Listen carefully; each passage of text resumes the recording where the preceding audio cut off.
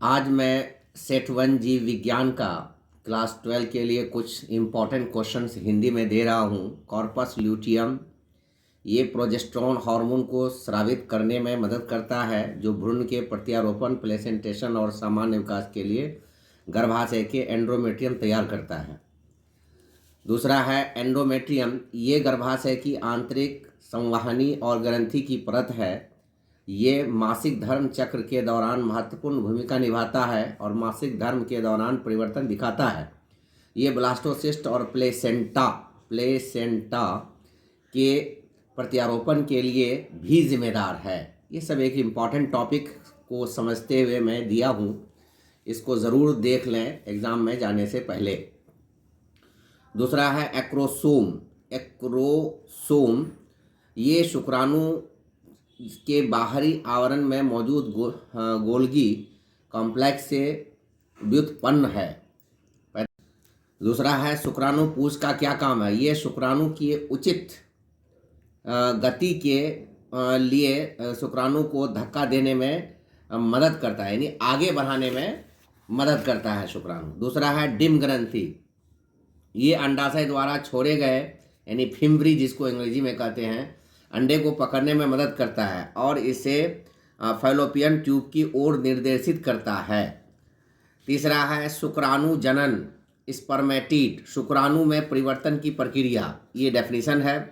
इसमें कोई cell division शामिल नहीं है, ये इसकी कैरेक्टर है, गुण है। सर्टोली सेल इसमें शामिल होता है। दूसरा है स्पर्मिएशन, शुक्राणुओं से शुक्राणुओं को की नलिका में छोड़ने की प्रक्रिया। शुक्राणुओं को शुक्राणुओं की नलिका में छोड़ने की प्रक्रिया को स्पर्मिएशन कहते हैं।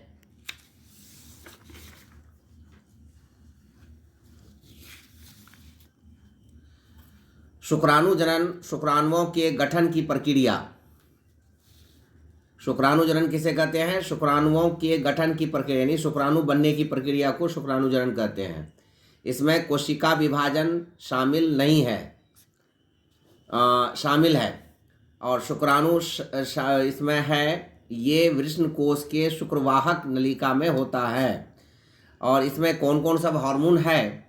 वो है GnRH, FSH, LH, टेस्टोस्टेरोन।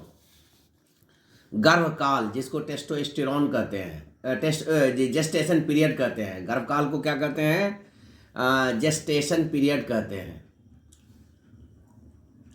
भ्रूण के विकास और के दौरान प्रत्यारोपण और प्रसव के बीच की अवधि, यानी एम्ब्रियोनिक डेवलपमेंट में जो इम्प्लांटेशन होता है, प्रत्यारोपण और प्रसव यानी पार्चुरेशन, इन दोनों के बीच के जो अवधि होती है उसी को कहते हैं प्रसव। पूरी तरह से विकसित भ्रूण या बेबी की डिलीवरी प्रक्रिया। इसमें कौन कौन सा हार्मोन होता है? रिलैक्सिन और ऑक्सीटोसिन। ऑक्सीटोसिन का ही इंजेक्शन दिया जाता है, जिससे बच्चा जो है आराम से इजीली पैदा हो जाता है। मासिक धर्म चक्र, प्रेग्नेंट महिला के प्रजनन अंग में होने वाली घटनाओं का चक्र। इसमें कौन कौन सा हार्मोन है? GnRH, FSH, LH, oestrogen and progesterone. ये क्वेश्चन बहुत ही इंपॉर्टेंट है, इसमें ये क्वेश्चन आ सकता है। वीर्य किसे कहते हैं? शुक्राणु युक्त नर प्रजनन ग्रंथियों द्वारा स्रावित सेमाइनल प्लाज्मा, यानी जितने भी ग्रंथियां हैं या अंग हैं, वो उसके से जो जूस निकला वो प्लस शुक्राणु। वीर्य में कैल्शियम, फ्रक्टोज और शुक्राणु की गतिशीलता के लिए आवश्यक कुछ एंजाइम होते हैं। शिशु के चिकनापन के लिए ये आवश्यक है। ये इम्पॉर्टेंट क्वेश्चन है। वृषण और अंडाशय का प्रमुख कार्य। वृषण नर गैमेट पैदा करता है, यानी नर युग्मक पैदा करता है। पुरुषों के हार्मोन का स्राव, जैसे टेस्टोस्टेरोन, टेस्टोस्टेरोन।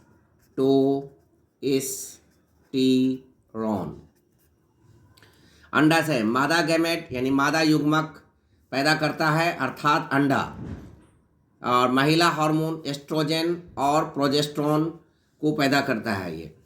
क्लीवेज, युग्मनज का तीव्र माइटोटिक विभाजन को हम क्लीवेज कहते हैं।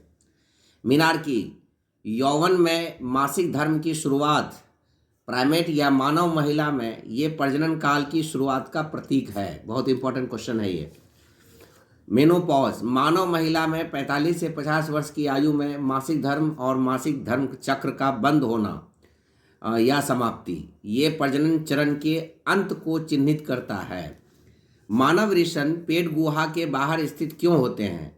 शुक्राणु जनन की प्रक्रिया के लिए शरीर के आंतरिक तापमान की तुलना में 2 से 2.5 डिग्री सेल्सियस कम की आवश्यकता होती है, जो वृषण द्वारा प्रदान की जाती है। इसलिए वृषण पेट गुहा के बाहर स्थित होते हैं। थैली का नाम स्क्रोटम है। गर्भावस्था के दौरान मासिक धर्म चक्र क्यों नहीं अनुपस्थित होता है? क्योंकि गर्भावस्था के दौरान कॉर्पस ल्यूटियम प्रोजेस्टेरोन की बड़ी मात्रा का स्रावन करता है। ये बहुत इंपॉर्टेंट क्वेश्चन है, जो किसी भी अन्य फॉलिकल सेल अंडा उत्सर्जन की परिपक्वता को रोकता है, इसलिए मासिक धर्म चक्र अनुपस्थित रहता है। इसके साथ ही मैं और भी क्वेश्चन दूंगा। मुझे उम्मीद है कि आप लोग एक नज़र इसको देखेंगे और आने वाले एग्ज़ाम में आपको काफ़ी मदद मिलेगी। Thank you, best of luck, धन्यवाद।